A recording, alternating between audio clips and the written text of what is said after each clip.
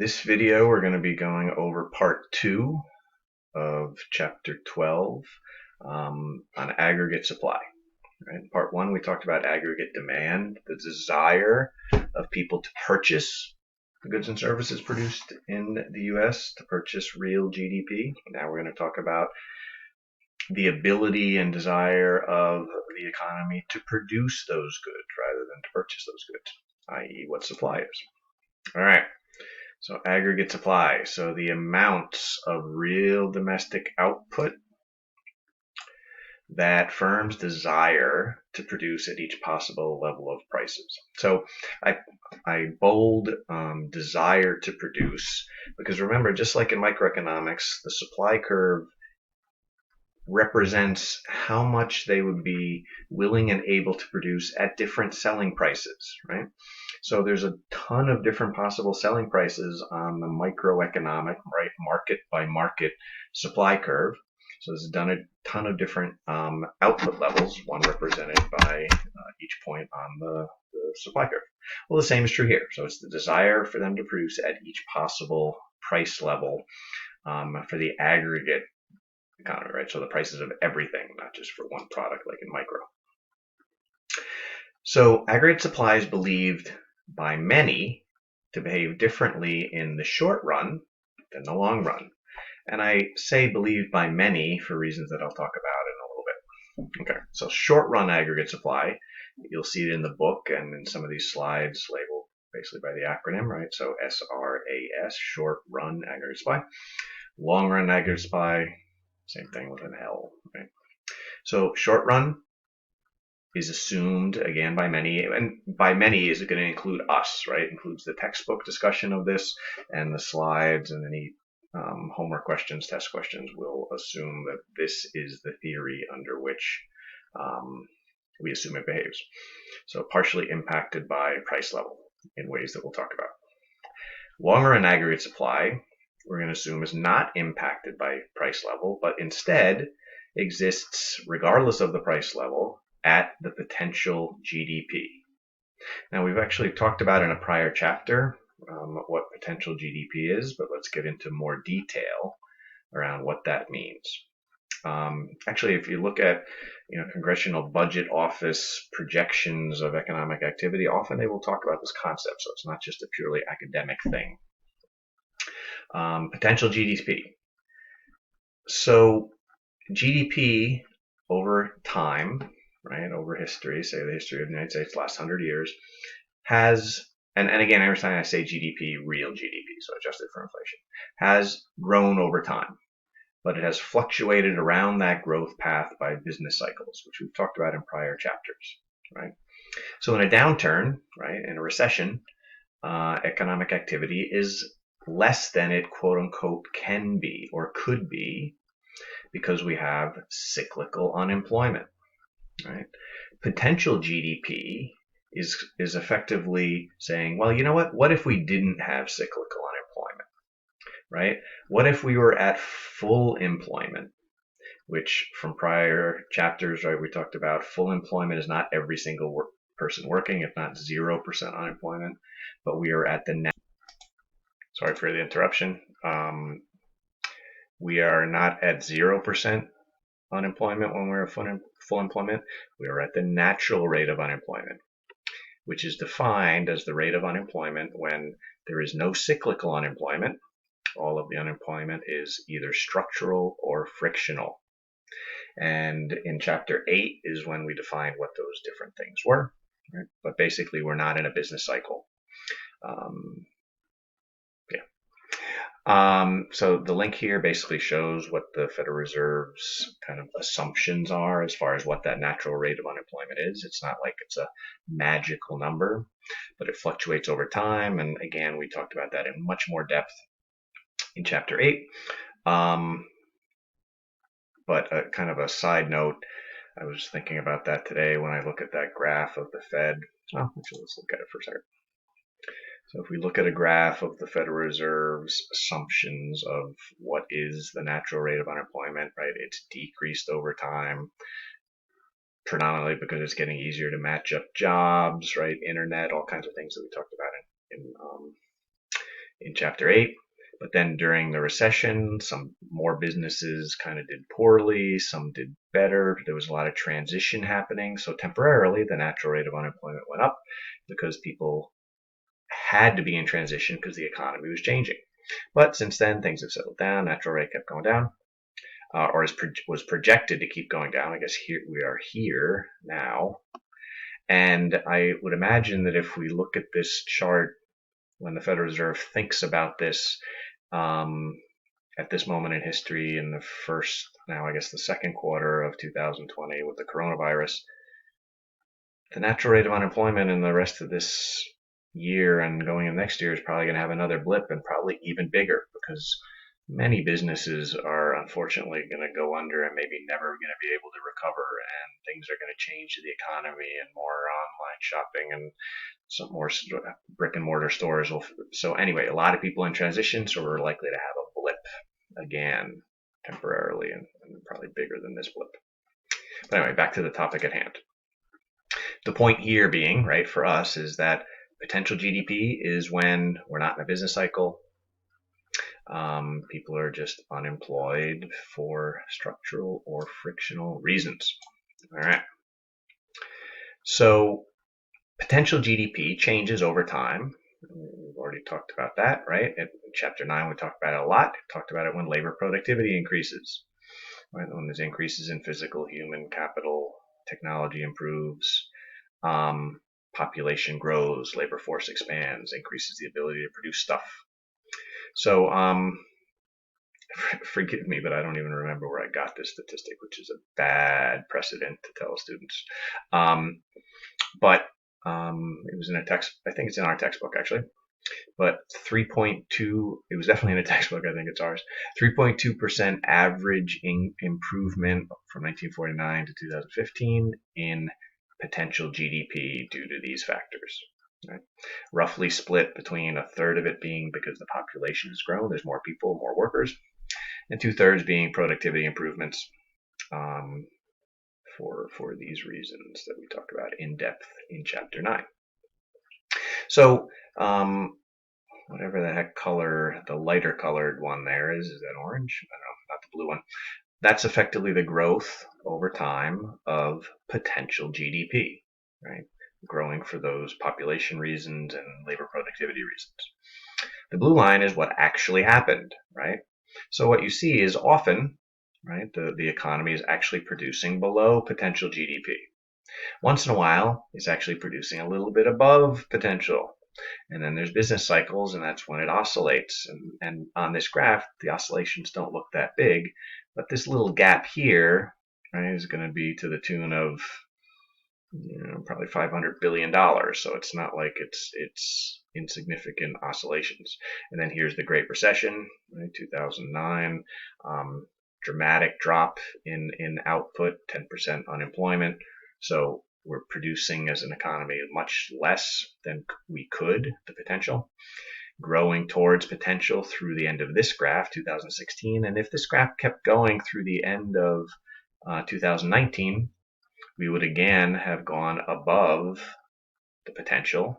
And that's why many people before the massive hit that the economy is taking with the coronavirus, we were at 3.5% unemployment, which is often thought of as unsustainably low. So people were waiting for inflation, all kinds of different things, but probably above what the Fed would suggest is the potential of the economy to maintain. Right? Clearly now we are in the midst of going into another drop, as I described this in the second quarter of 2020. But the point is, we're not always at potential. But potential is what, in the long run, we always move back towards, right? So look, it's oscillating around it. It always moves back after the business cycles towards potential. So what does that look like on the graph? Right? Remember a few slides ago said that long-run aggregate supply was not impacted by the price level, right? The ability of the economy to produce stuff isn't contingent upon whether selling prices of things are going up or down. Well, that means that the curve is going to be a vertical line. That's what it means to not be impacted. So regardless of what the price level is, the long run aggregate supply stays the same. It's the potential of the economy. Where horizontally, at what level of real GDP does that vertical line reside at? Well, it resides at potential GDP, which we just finished talking about. That doesn't stay the same, as we'll talk about, so long run aggregate supply changes, right? And how do we see that on this graph, right? Well, it didn't stay at $9 trillion, right, like it was back in 1990, but in real terms, it's grown past, looks like 16, 17 trillion inflation adjusted dollars, right? So it's moved, right? But at any moment in time, it's a vertical line. Okay, next. So that's the long run, the ability of the economy to produce stuff, what it always moves back towards after business cycles, goes around the business cycle. Short run aggregate supply, it's not going to be a vertical line, right? So to kind of talk about the logic of why short run aggregate supply is going to be an upward sloping line relative to the price level. Let's go back again to microeconomics, where the supply curve for any given market is upward sloping. Well, why was the supply curve upward sloping in microeconomics? Well, we got to remember that a company is going to want to produce more if they can make more profit, right? And what is profit?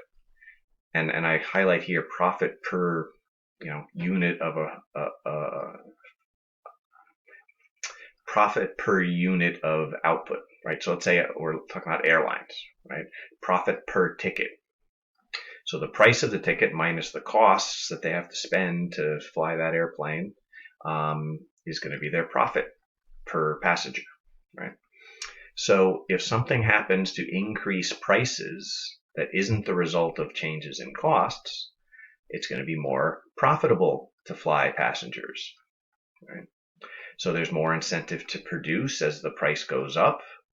So if the price goes up because, for example, there's more demand happening, not because it's getting costlier to fly the passengers, it's more profitable. So airlines are going to fly more airplanes, and the supply, the quantity supply is going to increase.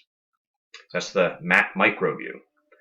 The macro view is and logic of why it's assumed by many, including us, right, that it's going to be upward sloping is effectively the same thing. But something that not everyone believes that there is this disconnect between prices and costs temporarily, right? But because we're believing that at least some costs, right, price can go up temporarily without the cost going up as well. That results in the for the macroeconomy the same idea that we just talked about for the individual airline, right, flying passengers. So the assumption here is that when selling prices in aggregate increase, at least some costs don't necessarily increase as well, or if selling prices decrease, some costs don't necessarily decrease as well.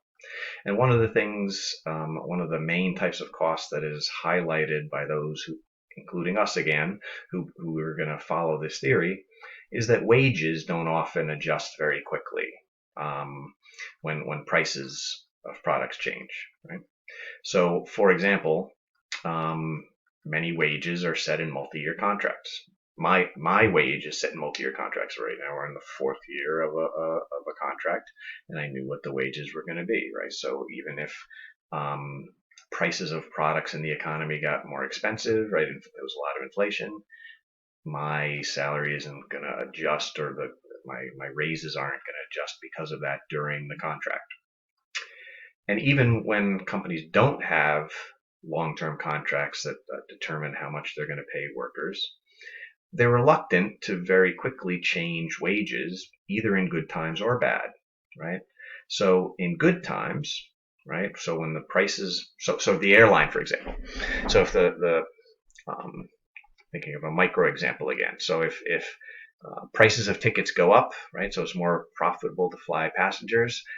Airlines are not going to likely, they're going to be reluctant to want to say, hey, pilots and flight attendants and people working headquarters, we're more profitable, so we're going to pay you more, which effectively would reduce that increase in profits.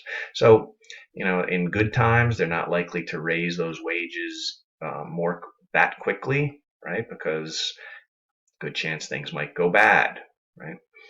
And when things do go bad, it's very hard to lower wages, predominantly for psychological reasons, right? But tell someone you're not going to give them a raise, that's bad enough. But tell people you're going to lower their salary, that usually is only accepted by employees in really, really dire times where they recognize that, well, the alternative to that is not having a job.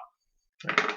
So the assumption here is that, yep, in the macroeconomy, right, for all kinds of companies, when prices go up, for example, temporarily, the costs like wages don't adjust up for that. So it results in an upward sloping short run, SRAS, short run aggregate supply. And the book goes over this example of that exact kind of dynamic happening, right, in the Great Depression, right, where economic output, the actual real GDP, shrunk, and the numbers are not important, right, but it shrunk, right, from 1929 to 1933. So we basically moved down from this point on the short run aggregate supply to this one. And again, these numbers of the price level, the aggregate price level, are not important either. But the bottom line here is that during that time there was deflation, right? Things got cheaper from here to here. Now we're going to talk much more about how this happens, right, later. But why did during the Great Recession? So yeah, it's great to say we moved from here to here, but what would have caused that? Well, what caused it is there was a decrease in aggregate demand for all kinds of reasons, right? That we don't really have time to go into here. But let's say aggregate demand would be here in 1929, and then shift to here in 1933, which would have caused this movement along the supply curve. So just like in microeconomics, right? We moved up and down the supply curve when demand changes. Same thing here. Now, one of the challenges, right, with getting too literal with this price level thing, that when aggregate demand decreases, that actually prices go down. Well, that's not necessarily always true, right? So it's actually fairly rare that aggregate demand decreases. Usually does in a severe recession temporarily, but there's not many years over the last century, right, that prices in aggregate for a whole year have dropped. So it would almost to me be more logical, right, to present this vertical axis not as a literal price level, but as an inflation rate, right, where typically, for reasons we'll talk about in the monetary policy chapter, typically, on average, the prices go up every year. We have inflation, and pretty much the Federal Reserve hopes and targets, for reasons we'll talk about again in that chapter, targets 2%. So we could have a small decrease in aggregate demand happening now. Well, now we have a big one happening, but that's a whole other story. But let's say there was a year in which aggregate demand decreased a little bit. It might not literally cause prices to go down, as this graph seems to suggest it must, but it might say, hey, all right, inflation isn't going to be 2%, the normal, right? It's going to drop to 1%, right? So literally so again, my whole point of this discussion is don't take this literal price level or this price level, aggregate price level, as literal. Just because aggregate demand decreases doesn't necessarily mean it results in deflation, prices going down, but it might mean we have less inflation than normal. Right? In the long run, right? So thinking about the the horizontal axis, right? How much GDP are we actually producing or supplying? In the long run, the economy tends to grow at 3, or I guess it was 3.2% that we talked about a little while ago.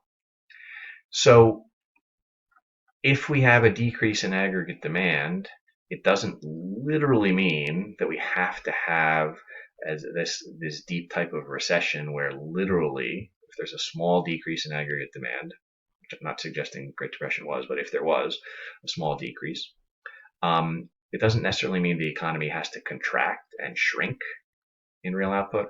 It might just mean that, hey, instead of growing by 3% or 2.5%, it only grows by 0.5%. So same kind of non-literal interpretation, right? So it's almost, I would almost rather they present this graph as inflation rate on the vertical axis. And if you're below the normal inflation rate, kind of you're dropping, and present this not as dollars of real GDP, but say percentage of potential GDP, right? So, but anyway. Now, if that got confusing, don't get too hung up on it. There's not likely any questions on homeworks and tests where what I just spent 5 minutes talking about, if you didn't get it, is going to get in your way. Okay, short run aggregate supply curve. Right. So again, we're going to assume that it is upward sloping, but I will again mention that not everybody believes that. Right. There's a school of thought called New Classical that says this whole sticky wage thing is kind of crap. That wages do adjust pretty quickly, so that wouldn't cause aggregate supply to be upward sloping, or real business cycle models, pretty much says no, aggregate supply is vertical, and the only time we have shifts in it is because we have temporary supply shocks. Don't have to get into any of the detail of that, but I do think it's important to recognize that the theories that we're talking about here are theories that not every economist, right, follows, but they are the ones that are probably the most followed, right, and that the majority of policymakers probably or policy recommendations, I guess, to policymakers by economists are more often based upon what we're talking about here than these other theories. But recognize others do have different theories. So as was discussed in the beginning of part 1 of this chapter, because there's those debates, what is the optimal policy, say, to pursue in a recession? People have different beliefs, not because they don't have different goals, right? Want to get out of the recession, but because they think the economy functions differently, because macroeconomy is a very complicated ecosystem.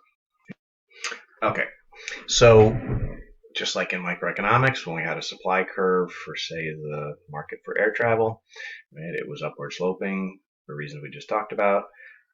But sometimes the supply curve shifts, right? Sometimes things other than the selling price of those tickets would increase or decrease the ability and desire of companies to produce products. Well, the same is going to be true in the aggregate, when we just don't look at airlines, but we look at the whole economy of the U.S., for example, producing goods and services. So same idea. Sometimes things will shift the short run aggregate supply, and as we'll see, as we've started already talk about, also shift the long run aggregate supply. So microeconomics, again, that example. Why does market supply shift as opposed to moving up and down it? Well, we moved up and down the supply curve in the microeconomy when prices changed for, again, reasons we talked about a couple slides back, right? More profitable to produce products at higher prices. However, sometimes profitability is changed for a company, not because of the price, how much they can sell their product for changes, but because the cost to produce it changes, right? And if something causes the producing a product to be more profitable because the cost to produce it goes down, say for improvements in technology, well, then supply increases. Supply for that market shifts to the right. Or if the opposite happens, prices go up, or costs, go up, supply shifts to the left. Well, in the aggregate economy, same types of things occur, right? Sometimes aggregate supply shifts, right? Sometimes things other than, right, the selling price of products in general cause either both the short run aggregate supply to shift, or short run and long run to shift, or only short run. So long run shifts when the potential GDP changes, right? When the chapter 9 type stuff changes. We'll look at that on the next slide. That'll also change the short run, but sometimes things change the short run that don't change the potential of the economy to produce stuff. Okay. So long run aggregate supply changing, right? So remember that graph on a slide a few slides back. Let's go to it real quick.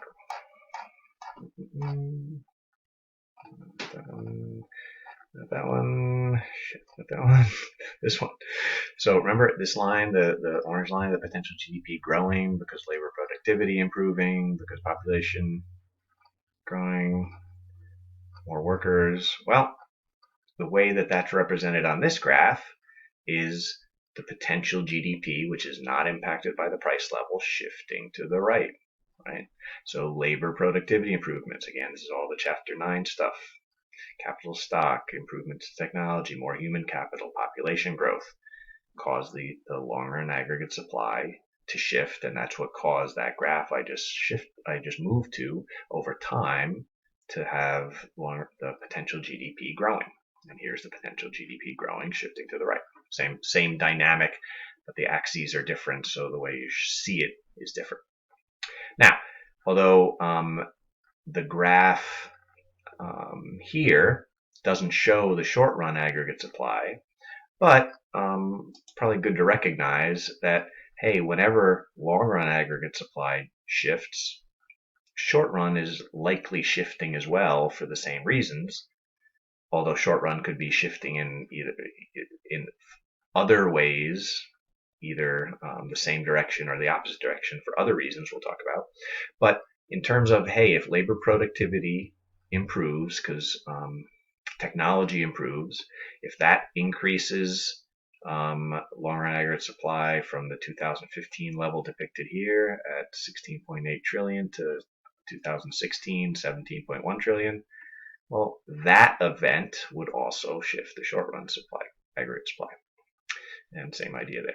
Right? And don't worry so much exactly where it's hitting in the vertical axis, but this is just highlighting that, hey, if long run shifting, the same events are causing short run to shift in the same direction. Okay. So what are those types of variables? So this is kind of repeating this information, but this is the way the book shows it. It shows on a separate graph. I just wanted to highlight it here on the same graph to recognize, hey, when this is happening, then this is happening, right? So short run is shifting as well. Labor force growing, right? So more output can be produced at each possible price level. Productivity improving for all the reasons that, again, we went into detail in chapter 9, but were highlighted on the last slide. So short run aggregate supply shifting as well. Okay. Oops. Too fast. So here we are when I'm making this video in April of 2020. Coronavirus is causing dramatic impacts on the economy, for example, by having quote unquote non-essential businesses have to close. I guess I'm getting punchy, but as a goofy aside, I've started doing cryotherapy to help me recover from my athletic training, and I'm so sad, but that is deemed to be a non-essential business, such that I cannot do that, and my body is not happy about that. Right? So many businesses are facing that situation. So how would that show up as far as the short run and long run aggregate supply? Are they both shifting? What direction are they shifting? Well, the answer would be B in this case, because nothing has dramatically happened to change the economy's ability to produce stuff. Yeah, nothing's happened to dramatically change the economy's ability to produce stuff. For example, the place I was going in Beacon to do that cryotherapy, um, presumably, they're still there. The cryo tank is still there. Everything else, presumably, if they're told that they can open up, they'll open up, and I'll be happily go back. And that's going to be true for a lot of businesses, right? That most of the people are still around, the workers, right? So the ability, the possible potential GDP has not changed. So long run aggregate supply has not really shifted due to this event in any meaningful, significant way, anyway. But the short run aggregate supply, where they have to temporarily close, has dramatically shifted to the left. Right? So again, that highlights how sometimes short run shifts, but long run does not. And usually has something that creates a business cycle issue. Right? So usually the type of things that shift the short run but not the long run are things that are only impacting monetary variables, right? Not impacting the size of the workforce, right? Not impacting the productivity of the workforce. But for example, temporarily oil shocks, right? So we had recessions in the 70s caused by the price of oil going up temporarily dramatically. Didn't change the potential of the economy to produce stuff because once oil prices came back down, right, we got back to potential GDP. So that shifted short run aggregate supply, but not long run. Changes in nominal wages, same idea, because nominal wages might change and change the profitability equation in the short run, but then prices go up and get back to potential GDP. An exception that needs to be highlighted that I don't think is even mentioned in the book, given that the strange scenario we have now, and I didn't know how quite to describe it, but things that cause major parts of the economy to quote unquote artificially shut down, like the coronavirus, is temporarily reducing the economy's ability to produce stuff, but not its long run ability, right? You'll hear President Trump often saying, when we open up the economy, I see it rebounding really quickly. And although some businesses and temporarily are going to have issues, right? But overall, he's probably more right on that particular point than wrong, right? Assuming it opens up kind of all at once, but it's probably going to be a slow burn. Those of you are probably going to have this slide or these videos for future classes for the next couple of years as well available. It'll be interesting to see where the economy is when future students are taking this course after first and quarter of 2020. Okay, so again, another table from the text. Factors shifting short-run aggregate supply. So a couple of them only shifting the short run, right? Commodity prices falling, wages falling. So basically just showing the graph of this top piece, right? The first two things, either shifting to the right if prices and profitability effectively is improving, falling, or like an oil shock, right? Short run aggregate supply shifting left, right? Decreasing at short run aggregate supply. We already talked about, this is the changes in the productivity that we modeled here, right? So when productivity changes, it doesn't change only long run, but it also changes short run. And although not modeled on this, it should be probably mentioned that, hey, if the size of the workforce, potential people working grows, short run aggregate supply as well as long run shifts to the right. Labor force shrinks. For some reason, it shift to the left, decrease. This is a redundant of the last few slides, but I just wanted to highlight where that is and what that looks like in the textbook. Okay. So assumptions as we get into, because the third part of this chapter, we're actually going to be doing some analysis, right, with this model, and we're going to be doing that as well in chapters 13, 14, 15. But we're going to assume that effectively we're always in short run macroeconomic equilibrium. And why is that a reasonable assumption? Well, if you have an upward sloping short run aggregate supply curve and you have a downward sloping aggregate demand curve, they're going to cross somewhere, and wherever they cross is effectively by definition short run equilibrium. And this is basically this next 2 points. I'm not going to belabor it, but this is again saying don't get too hung up on, if aggregate demand decreases, for example, that actually price level will always go down. It might just mean less inflation. Don't get so hung up on real GDP. If aggregate demand decreases, necessarily has to shrink. It just might mean that it grows by it becomes a smaller percentage of the potential. So it's, again, a subtle nuance that I'm suggesting when you just think about the analysis. But again, don't get too hung up on it. Probably shouldn't talk about something twice that I'm not wanting you to get too hung up on. Let's see. So where would long run aggregate supply be? It's going to be a vertical line. Where would that be on this graph if we are in long run equilibrium? If this short run equilibrium is as well long run equilibrium?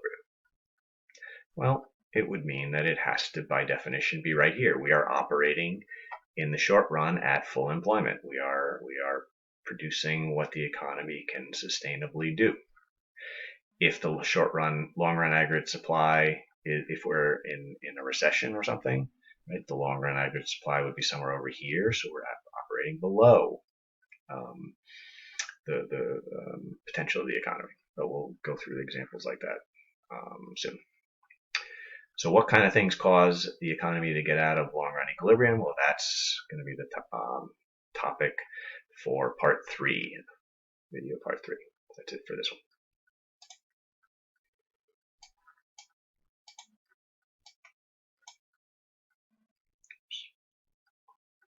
Stop.